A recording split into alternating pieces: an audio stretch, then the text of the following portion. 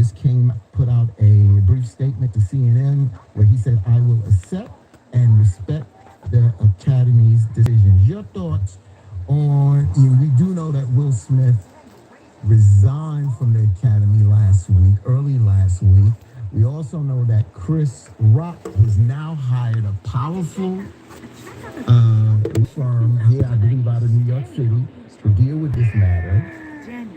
What are your thoughts, Jennifer, on this ban by the Academy Awards for 10 years on Will Smith? He's able to keep his Academy Award, his Oscar. He's able to keep that, and from what I'm hearing, he can also possibly still be nominated. Important actors. Movie producers and film companies of the day, the Oscars help to generate revenue. And if you have somebody who's starring in a film who can't be nominated for an Oscar, then maybe you'll think 2, 3, 4 times before you cast that person. And so the short of it is that the band, just last night about the band with my husband and with my 25-year-old daughter, it was interesting. She was saying that she thought that 10 years is maybe excessive. And then she went in to talk about how you had persons like Harvey Weinstein, who the Academy knew, had significant allegations of sexual assault, harassment, abuse, rape against women, but they allowed him to stay as part of the Academy for many years and never took action against him. And her point was not necessarily that two wrongs make a right, or that that Will Smith should get off because Harvey Weinstein didn't have the book thrown at him, but she was just saying, what's going on here? Why is the punishment more excessive for him than it was for Harvey Weinstein?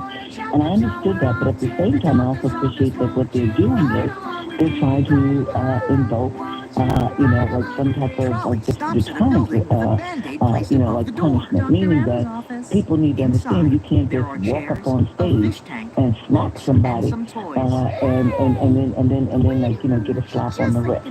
It is one of these things where we're continually looking at what happens to people of color and how they're punished by white systems compared to what happens to white people when they do something that they shouldn't be doing. Look, if the Academy, if Oscar wasn't taken away, he can still go out and he can, he can get roles. Daniel looks at us. I don't know. I don't think that it's as bad. It's the opposite, right? It's not going to hurt him financially. All right, what we're going to do, we have the lines are filled. I'm trying to get as many calls as I can. We ask all our callers, please be brief. When you state your question or comment, I'm going to thank you. I'm going to let us respond and then move on. Let's go to line 5 real quick and bring John calling us from Florida. Good morning, John. Welcome to Open Line. Good morning, Open Line. I could care less about Will Smith. I'm happy that Puff Daddy, Denzel Washington, Tyler Perry got involved at that event to crush it early. I want to leave it like that. He paid the top price, and let's move on. I am happy. I'm sure black women across the country are corking the champagne bottles, rightfully so, well overdue, over 200, 300 years waiting to get a black woman on the Supreme Court and justice as well, and I'm sure you're happy about that. And it steps black women to another level. But you know as well as I know, when those Supreme Court nominations get in there, they tend to do the opposite of what their, should I say, people that put them in the position. They have to judge on merit. They have to judge on the issue that's in front of them. So, it's not that we may see the courts that are, to me, slightly static from one way to another, but they have to judge the case, and that's what it turns out to be. And I think she's a good pick. Let's see how it plays out. All right, thank you for that, John. Let's go to line 2. Bring Michael calling us from the Bronx. Good morning, Michael. Welcome to Open Line. Good morning, everybody, and I am so elated at the confirmation of Justice Ketanji Brown Jackson. But I'm also very mad at what these GOP did to her, and so mad to the point that I was having my own flashback to something I always say: go to the audio, go to the video. But I also have my President Biden moment and former President Barack Obama moment when the GOP said, "Oh, she's qualified. We just cannot vote for her, and it's not about race." And I felt like Joe Biden when he said, "That's a load of malarkey." And then Mitch McConnell is going to say, in response to how the GOP treated her, he said, "Well, she was treated fairly and with respect." I felt like Barack Obama when he said, "Get the transcripts." And it's just so upsetting. But when you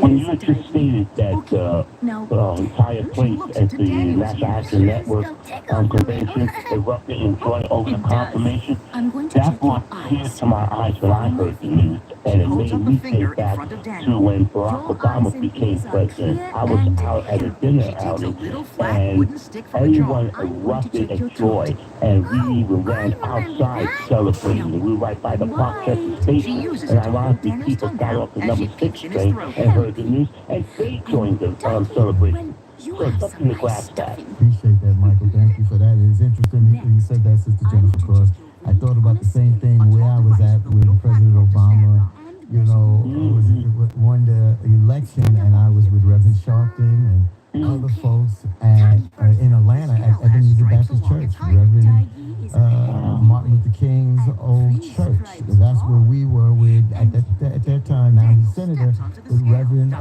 Warnock there. We were all there together, and you should have seen the tears there. But anyway, we're going to keep moving here. Let's go to line 4 to Cleveland, Ohio. You know this person, Brother Todd. Good morning, Todd. Welcome to Open Line. Hey, good morning, team. Good morning, Jennifer. So the federal government has a responsibility to now employ someone in the District Court of Appeals opening slot for judge, and Lindsey Graham and Congressman Conyers were pushing for Michelle Childs, another sister, not an Ivy Leaguer, someone who's also equally qualified.